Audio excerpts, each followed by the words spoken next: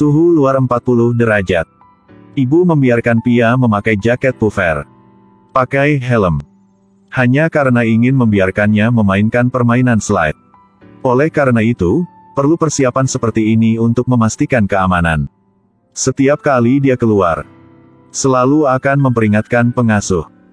Jika terjadi sesuatu pada putrinya, dia pasti akan menanggung akibatnya. Tapi tidak peduli bagaimana dia melindungi putrinya. Setiap anak perlu tumbuh dewasa. Pia telah mencapai usia sekolah. Di mata ibu ini hanya memperhatikan sekolah terbaik di India. Di sini tidak hanya memiliki kolam renang, pacuan kuda, tetapi juga melatih banyak orang terkenal. Sekolah-sekolah ini memiliki peraturan. Hanya menerima anak-anak yang alamat rumahnya berada dalam radius 3 km. Jadi, Mita memberitahu suaminya Raj. Mereka harus membeli rumah di dekat sini. Raj tidak setuju. Dia pulang ke rumah dengan mogok makan untuk memprotes suaminya. Raj tidak bisa melakukan apapun lagi. Hanya bisa mengucapkan sampai jumpa dengan tetangganya. Tetapi ia sudah tinggal di sini. Menjual pakaian dan menjadi kaya. Sudah 30 tahun. Tetangga di sini memperlakukannya seperti keluarga. Dia tidak mau pergi. Waktu perpisahan ini semua orang menangis. Mita berkata, bahkan ketika aku menikah denganmu, tidak sebesar itu. Tapi yang lebih menyedihkan adalah, ketika mereka pindah ke rumah baru, Raj menemukan bahwa orang-orang yang tinggal di sini sangat dingin. Mereka tidak ingin menyapa. Dia ingat lagi kasih sayang tetangga sebelumnya yang dia miliki. Mita melihat wajahnya yang sedih. Jadi dia mengadakan pesta dan mengundang para tamu kelas atas. Mengatakan dia ingin membantu suaminya menghilangkan kesedihannya. Tapi sebenarnya karena buat hubungan sebelumnya dengan keluarga-keluarga teman Pia. Tapi dalam persahabatan, jika mereka tidak sama, sangat sulit untuk dicocokkan. Raj pria yang lugas dan sederhana. Jadi dia tidak bisa makan telur ikan terbang. Juga tidak bisa mengerti bahasa Inggris.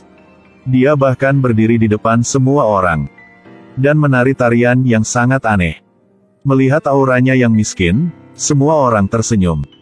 Mita melihat itu. Segera putuskan catu daya dan memarahi suaminya adalah menghancurkan masa depan anak mereka. Raj tidak punya pilihan selain setuju untuk tidak menari lagi. Tapi di kelas atas juga tahu betapa berbedanya mereka. Mereka tidak membiarkan anak-anak mereka bermain dengan Pia. Mita tidak mengerti. Orang-orang kaya ini mengatakan bahwa sekolah ini mengharuskan anak-anak untuk berbicara bahasa Inggris. Adalah apa yang mereka wakili. Sedangkan putri Mita hanya bisa berbahasa India. Jadi dia hanya bisa mengambil alih toko ayahnya di masa depan. Semakin memikirkannya semakin Mita marah. Dia pasti akan membiarkan putrinya pergi ke sekolah terbaik. Tapi pindah ke sini baru langkah pertama. Jika ingin bisa masuk sekolah, juga harus lulus survei. Jadi, mereka mencari penasihat terkenal. Penasehat mengatakan bahwa ada yang baru saja hamil telah datang kepada saya. Sudah terlambat bagi kalian berdua untuk datang ke sini sekarang. Harus rajin belajar. Namun, orang yang perlu belajar adalah mereka berdua. Ternyata sekolah ini lebih peduli tentang pengasuhan.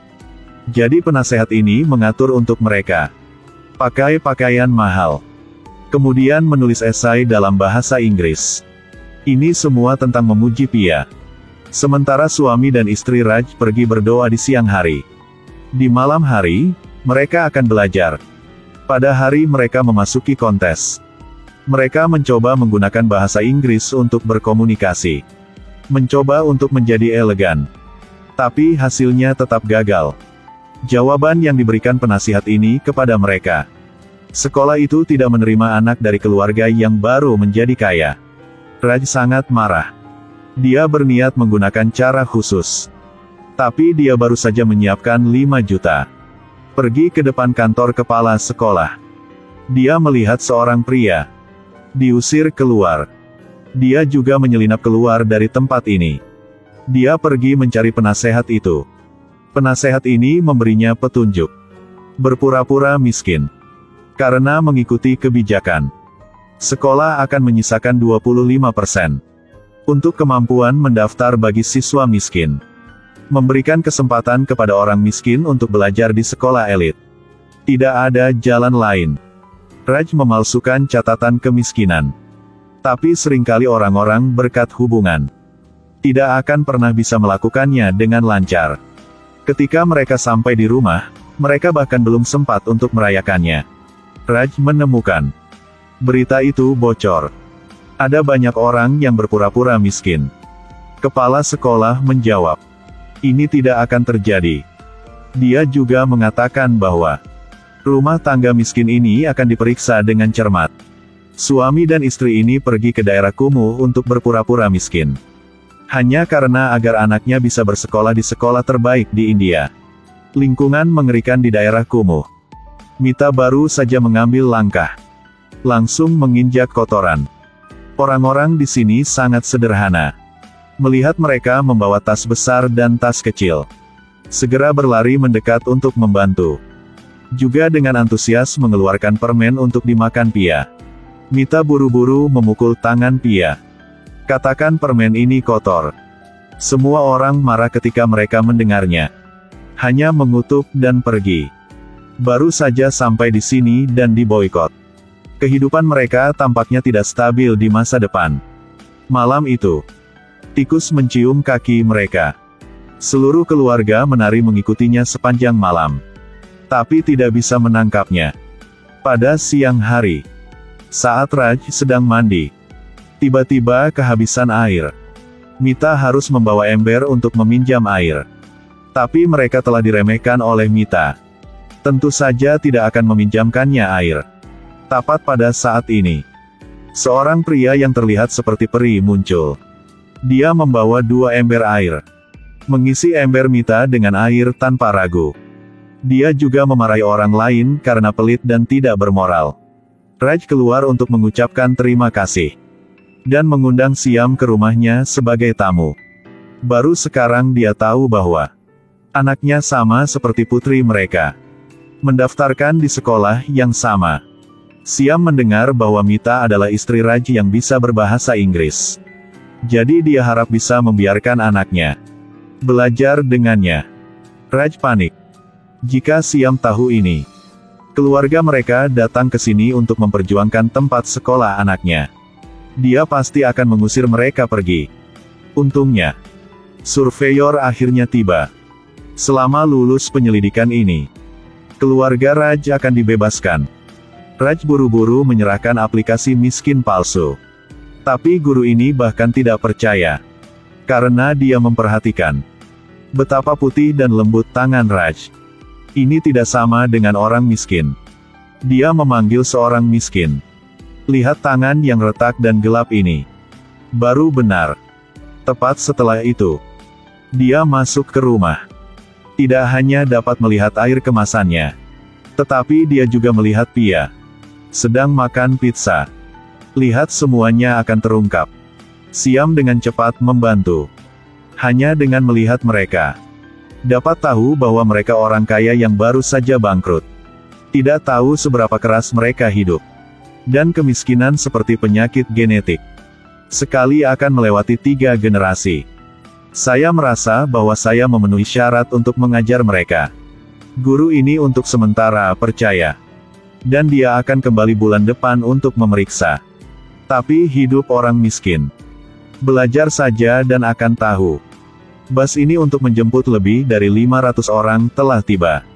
Kelompok orang ini saling berdesak-desakan untuk naik ke mobil. Tetapi bahkan Raj tidak bisa mencapai pintu. Pergi ke jalur perakitan pabrik. Kecepatan kerja Raj tidak bisa mengimbangi. Biskuit jatuh ke tanah. Gajinya juga dipotong oleh mandor. Sepulang rumah, Raj masih mengeluarkan biaya hidup keluarga untuk hari berikutnya. Siam memberinya setengah dari gajinya. Siam berkata, "Kita ayah. Kita tidak bisa pulang dengan tangan kosong." Hati nurani Raj dan istrinya juga gelisah. Mereka hanya ingin cepat mengakhiri kebohongan ini. Jadi, Raj harus bekerja keras di jalur perakitan. Mita juga belajar bagaimana melakukan pekerjaan rumah. Secara bertahap kemudian, mereka telah terintegrasi ke dalam kehidupan kelompok miskin ini. Hidup bahagia bersama mereka. Ia bahkan belajar kemandiriannya di sini. Sebulan kemudian, Raj dengan bangga mengulurkan tangannya untuk dilihat guru. Guru itu tersenyum dan mengangguk. Beritahu mereka bahwa mereka telah berhasil lulus ujian. Tetapi masih perlu membayar biaya acaranya 20.000. Siam bingung. Apa itu biaya acaranya? Tapi Raj dengan tenang menjawab. Dia bisa meminjam uang. Malam itu, dia diam-diam pergi dari bank untuk menarik uang. Tapi diketahui oleh Siam. Siam pikir Raj terpojok jadi dia mencuri uang. Jadi dia membawa Raj keluar dengan cepat. Dia mengatakan bahwa masalah uang akan diselesaikan olehnya. Siam tinggal di daerah kumuh dan berniat berpura-pura ketabrak mobil dan minta uang kompensasi. Dia perlahan berjalan ke tengah jalan. Ditabrak mobil. Setelah dia bangkit, dia dengan tenang mengambil uang yang diberikan pengemudi kepadanya. Pergi ke klinik. Dia memberikan semua uangnya kepada temannya, Raj. Juga mengatakan bahwa, maka putri kamu sudah bisa pergi ke sekolah. Perlu tahu bahwa keluarga Siam juga memiliki seorang putra, yang menunggu untuk dibayar biaya sekolah. Tetapi dia bahkan lebih takut pada temannya ini. Karena tidak ada cara untuk mendapatkan uang. Akan merampok bank. Jadi dia memikirkan rencana ini. Ini cara termudah dan tercepat untuk mendapatkan uang untuk Raj. Raj terkejut. Karena dia, Siam telah mempertaruhkan nyawanya. Dia berpura-pura menjadi miskin lagi. Agar dapat bersaing untuk putrinya masuk sekolah. Hati nuraninya tersiksa. Tapi orang baik belum tentu terbalas. Kepala sekolah telah memutuskan untuk melakukan undian untuk memilih siswa. Hasilnya, Raj berhasil. Tapi Siam tidak seberuntung itu. Dia menyeka air matanya dan berjalan keluar dari aula. Melihat anaknya sedang kecewa. Dia menghibur anaknya. Itu bukan salahmu. Tidak memilihmu. Itu karena sekolahnya sial. Raj datang untuk meminta maaf. Maafkan saya, maafkan saya. Anda tidak perlu meminta maaf kepada saya. Anda berbicara seolah-olah Anda mencuri tempat anak saya. Pasangan Raj langsung membeku. Meskipun masalah penerimaan sudah selesai. Mereka juga telah meninggalkan daerah kumuh ini. Tapi mereka masih belum berhenti merasa bersalah. Memikirkan Siam telah mempertaruhkan nyawamu deminya. Mata Raj memerah. Dia berkata dengan Mita. Mereka harus melakukan sesuatu. Jadi, mereka memutuskan untuk mendanai sekolah umum untuk orang miskin. Tapi tempat ini penuh dengan ruang kelas sederhana. Bahkan tidak punya meja. Anak-anak di sini masih senang dan belajar dengan giat. Karena mereka tahu, inilah satu-satunya kesempatan untuk mengubah kemiskinan. Segera, sekolah bobrok itu telah diperbaharui. Segala macam fasilitas fisik. Tetapi tidak peduli seberapa keras mereka mencoba. Tidak dapat mengubah kebenaran penipuan mereka. Siam sangat senang ketika melihat perubahan sekolah. Ingin secara pribadi pergi untuk berterima kasih padanya. Kepala sekolah melihat ketulusannya. Jadi beri dia alamat rumah Raj. Tolong dengarkan saya. Raj. Sekarang Anda melakukan pekerjaan amal. Tapi kami tidak butuh amal sama sekali. Saya hanya ingin anak saya pergi ke sekolah. Tetapi Anda mengambil tempat yang awalnya milik anak saya. Siam marah. Dia ingin pergi ke sekolah untuk mencela Raj. Dan dapatkan kembali haknya. Tapi saat ini Pia lewat. Melihat Siam. Gadis kecil itu dengan senang hati bergegas. Memeluk Siam. Lalu ucapkan sampai jumpa padanya. Siam melunak. Dia melihat Raj dan istrinya baru saja tiba. Tanpa berkata apa-apa, berbalik dan pergi. Raj akhirnya sadar. Dia langsung pergi ke kantor kepala sekolah. Memutuskan untuk mencela dirinya sendiri. Mita cepat hentikan dia. Tapi dengarkan Raj. Apakah kamu tahu bahwa seluruh hidup ini aku berusaha menjadi suami yang baik? Aku tahu, jangan pergi. Tapi jika aku pun tidak bisa menjadi orang baik, bagaimana aku bisa menjadi suami yang baik dan ayah yang baik? Aku tidak akan mendengarkanmu kali ini, Mita. Tapi setelah dia mengakui semuanya kepada kepala sekolah tersenyum. Juga mengatakan bahwa pendaftaran untuk orang miskin ini tidak layak untuk mereka. Orang miskin yang datang ke sini untuk belajar hanya mencemari sekolah. Apa yang Raj lakukan benar sekali. Dengarkan ini. Raj secara bertahap berubah dari kaget menjadi marah. Dia menyadari, ternyata dia mempertaruhkan nyawanya untuk masuk sekolah ini. Hanya untuk melihat kelompok bajingan ini. Jadi, dia memutuskan untuk mencela semuanya. Di aula ini, dia berdiri di depan semua orang tua. Dan terus terang akui semua yang telah dia lakukan. Juga langsung mengatakan bahwa kepala sekolah berada di belakang layar untuk memanipulasi. Dia berkata, kalian mencoba untuk masuk sekolah ini hanya karena kalian ingin memuaskan keinginan kalian. Mendidik di sini telah menjadi produk mewah bagi kaum elit. Benarkah? Semua orang tua diam. Tapi mereka tetap tidak bergerak. Seseorang berpura-pura tidur. Bagaimana bisa membangunkan mereka? Pada saat ini, hanya Mita yang berdiri dan bertepuk tangan. Dia akhirnya mengerti. Anak-anak yang lahir di garis finish selalu berada di atas angin.